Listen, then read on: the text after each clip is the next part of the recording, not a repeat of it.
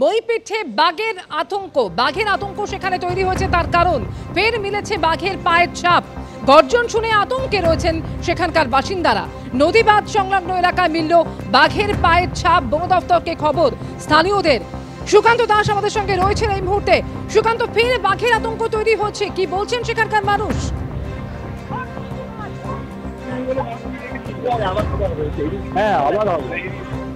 আমি দক্ষিণ বৈকুণ্ঠপুর এলাকায় বাঘের পায়ের ছাপ দেখতে পেয়েছিল গ্রামবাসীরা। বন দপ্তরকে খবর দিয়েছিল। তারপরে গ্রামবাসীরা এসে জাল দিয়ে ঘেরার কাজ শুরু করেছিল ওই এলাকায়। সেই এলাকায় জাল দিয়ে ঘিরে রাখে এবং তারপরে দক্ষিণ বৈকুণ্ঠপুর এলাকায় বাঘের পায়ের ছাপ ফের পুনরায় শনাক্ত করার পরে সেখানে রাত জেগে গ্রামবাসীরা বাজি ফাটিয়ে বাঘ যাতে না গ্রামের মধ্যে আসে সেই চেষ্টা করেছিল। তারপরে বাঘ পুনরায় চলে গেলেও জঙ্গলে ফের সেই এলাকা দক্ষিণ বৈকুণ্ঠপুর থেকে প্রায় 6 কিলোমিটার দূরে এই মইপিঠ কোস্টাল থানার অন্তর্গত নগেনাবাদ বোসের ঘেরি এলাকায় আজ সকালে বাঘের পায়ের ছাপ দেখতে পায় গ্রামবাসীরা। গ্রামবাসীদের এই দাবি মেনে বন দপ্তরের কর্মীরা এই মইপিঠ কিশোরীমোহনপুরের পরে ফের এই নগেনাবাদ বোসের ঘেরি এলাকায় আসে এবং বোসের ঘেরি এলাকায় নদীবাঁধ সংলগ্ন এলাকায় জাল দিয়ে ঘিরে দেয় যাতে না জঙ্গল থেকে বাঘ গ্রামের মধ্যে আসতে পারে। আর গ্রামবাসীদের দাবি মেনে জাল দিয়ে ঘেরার কাজ শুরু করলেও বাঘ না অন্য বন্য কোনো পশু আছে সেটা তল্লাশি করছে বন দপ্তরের আধিকারিকরা এবং বন দপ্তরের কর্মীরা। ধন্যবাদ সুকান্ত।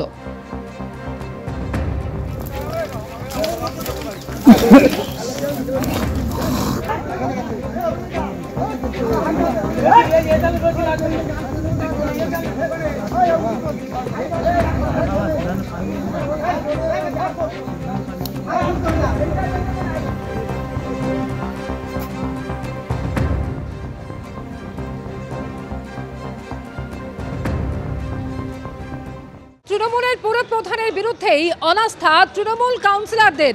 গয়েশপুরের ঘটনা, যেখানে চেয়ারম্যানের অপসারণ দাবি করলেন কাউন্সিলররা। তৃণমূলের পুর চেয়ারম্যানের অপসারণ চেয়ে চিঠি 11 জন তৃণমূল কাউন্সিলরের। পুর প্রধানের অপসারণ চেয়ে মহকুমা শাসককে চিঠি দিলেন তারা। সুজিত মণ্ডল রয়েছেন এই মুহূর্তে আমাদের সঙ্গে টেলিফোন লাইনে। সুজিত, বিস্তারিত জানতে চাইবো।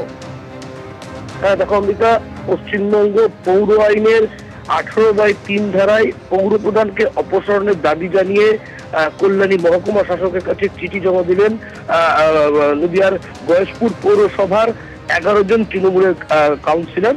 এবং যেটা জানা যাচ্ছে নদিয়ার গয়েশপুর পৌরসভা তৃণমূল পরিচালিত এবং এদের 18টি ওয়ার্ড রয়েছে এই পৌরসভায় এবং সব ওয়ার্ডই তৃণমূলের দখলে।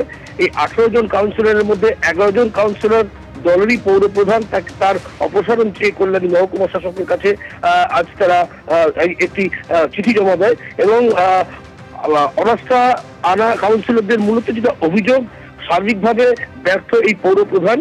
তাদের সঙ্গে কোনো সমঝোতা রেখে কোনো কাজ করছেন না, তাদের সঙ্গে কোনো আলাপ আলোচনা কিছু না করেই তিনি তার মতো করে কাজ করছেন এবং টেন্ডার ছাড়াই কাজ করিয়ে নিচ্ছেন।